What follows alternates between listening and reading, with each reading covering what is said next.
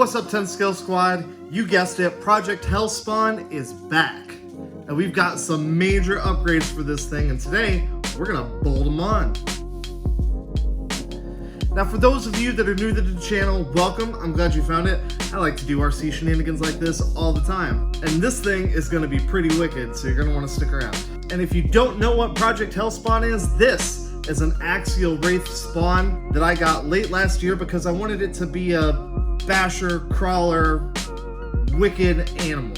So out came the original brushed motor and ESC, and in went a 4S capable ESC and of course a big old brushless motor. And then we took it out and we ran this thing in the snow. We took it off jumps, we ran it through all kinds of difficult terrain, and the thing is just a ripper. But now it's time to take it to the next level, and that's what we're gonna do today. So before we take this thing out and test all the new components, let's take a look at what I've got to do.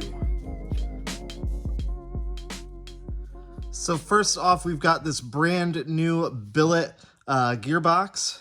So this is a pretty major upgrade over the one that's in their stock from the factory. And listen to just how smooth that is. All metal gears. This thing looks really cool. And look at that, you can see the machining on there. And I definitely wanted something that was going to be a little bit stronger and more durable because we've got that big old brushless motor in there. Next up, we've got this 35 kilogram coreless servo. I definitely want something that's going to be a lot stronger, a lot more dependable, and of course, waterproof. We've got a brand new set of metal drive shafts. These things are actually pretty heavy. The ones that are in there right now are just plastic.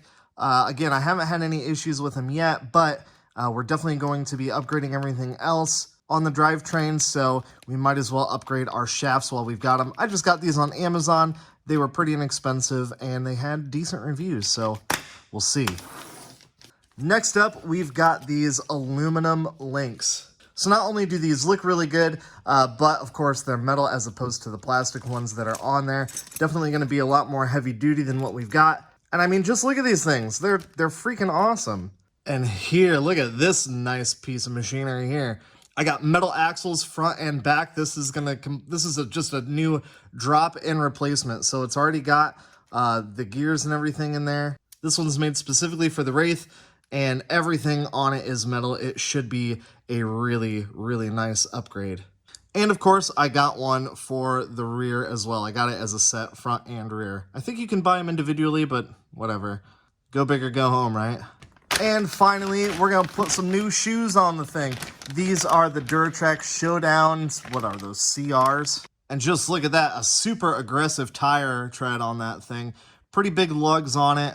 The wheel is kind of like that smoked chrome, black chrome, nice looking wheel. These are both bigger and wider, taller and wider than the stock wheels that are on there right now. Really looking forward to see what improvements we get out of these things. And I mean, just look at them. They look so sweet. I just couldn't find any shocks that I really liked that I thought would be a good upgrade over the stock ones. Believe it or not, I am a fan of the stock shocks on these things.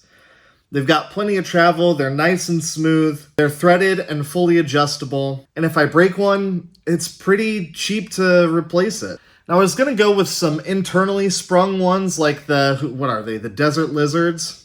And I actually have a set of internally sprung shocks on my Traxxas TRX4, but to be totally honest with you, I'm not really a big fan of them.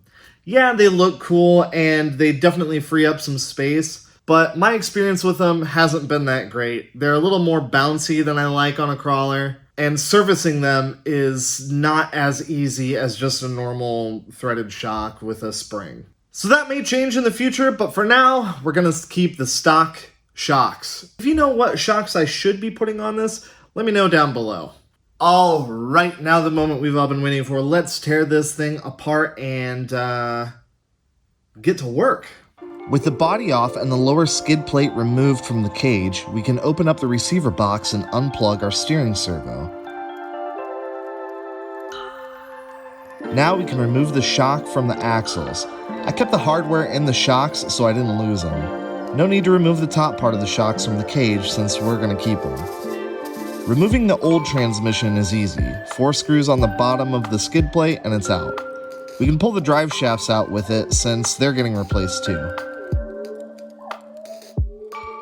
Here we can see the two transmissions side by side, out with the plastic, in with the billet. Once the old motor is disconnected from the gearbox, we can attach it to the new trans. Here's where I made my first mistake. The pinion thread pitch of the motor is different than the thread pitch of the new gearbox. And since the old motor uses a much bigger diameter shaft, and I don't have any replacement pinions that match the thread pitch of the new trans, I'm gonna have to use a different motor with a smaller shaft. It's actually not such a bad thing, because the old motor was just a bit too big for the old skid plate anyway. So I'm gonna throw in this 3500 kV red cap motor. It's shorter, it has a smaller shaft, and I have tons of pinions I can experiment with. I'm gonna use this 16 tooth for now, but I can always gear it up later. With the new motor installed, it's time to set the gear mesh. You want just a tiny bit of play between the pinion and the spur. It's a good time to attach the half shafts of our new drive shafts. Make sure you use Loctite on all these little grub screws. I had to find some different screws to attach the new trans to the skid plate. The old screws went into plastic and had a really coarse thread, while the new screws are going into metal and they use a fine thread.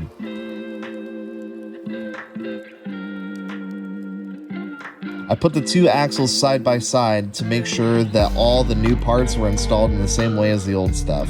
I had to use new screws on the servo as well, since everything on the new axle is metal rather than plastic. Luckily, the axles came with some new hardware for the links, so I didn't have to rob anything off the old parts. I also installed the other half of our drive shafts. Finally, I can attach the new front axle to the skid plate and we're getting somewhere. Look how sweet that looks compared to the old stuff. Alright guys, check this out. Here's everything that we've removed from the original chassis, and here is the brand new chassis. Pretty much the only thing left that's axial is just the bottom bracket here, the chassis itself. Maybe I'll swap this out for like an aluminum one at some point, but for now, the plastic chassis slide over rocks a little bit better. I mean, just look how wicked this thing is. I am really excited. I haven't hooked up the steering horn yet because I need to plug in the servo and just make sure that it's centered before I actually hook that up, but that's not a big deal. It's finally time to put the cage back on the chassis here, and we'll get an idea of how this thing's actually going to look all assembled. Let's do it. Oh yeah. Yep. There's one, there's two, here goes number three. And guys, if you don't have a set of like drivers like this, do yourself a favor and get some, because it makes working on stuff like this so much easier on your fingers and so much easier, just way less frustrating. I'll try and remember to put a link down below to a really decent set of cheap drivers. There's four. Oh man, we are getting so close. Before we go any further, I am going to plug in the servo, and I'm going to put a battery in it and fire it up just to make sure that everything works and the wheels are moving in the right direction. Because if I need to swap a couple of the wires on the servo, it's going to be a lot easier to do it now than once this thing is all put back together. And we're going the wrong way. See? This is why you check. So I'm just going to swap two of the leads. There we go. And then we got the wheels turning in the right direction. Now I'm going to set my steering trim to neutral. Put my steering horn on. Oh yeah. Beautiful. So I'm just going to finish buttoning this thing up, and then let's say we take a nice look at it once it's all put back together. Ready?